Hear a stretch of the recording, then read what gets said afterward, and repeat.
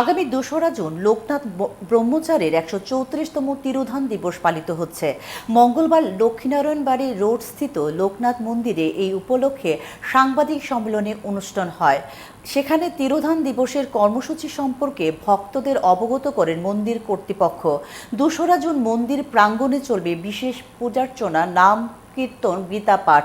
পরে উপস্থিত ভক্তদের মধ্যে মহাপ্রসাদ বিতরণ করা হবে।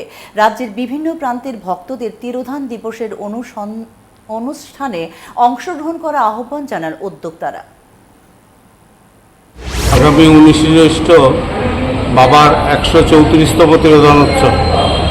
এই দিন বাবা পার্থিব শরীর ত্যাগ করে, এই উপলক্ষে আমরা প্রতি বছরের মতো এবছরও বাবা তিরোধান উৎসব পালনের আয়োজন করেছি।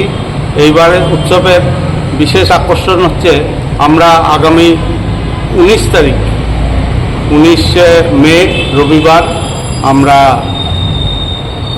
স্বেচ্ছা রক্তদান শিবিরের আয়োজন করেছি এবং 26 মে রবিবার, পরের রবিবার আমরা বৃদ্ধাশ্রম এবং অনাথ আশ্রম সমূহে ফল মিষ্টি বিতরণের আয়োজন করেছি।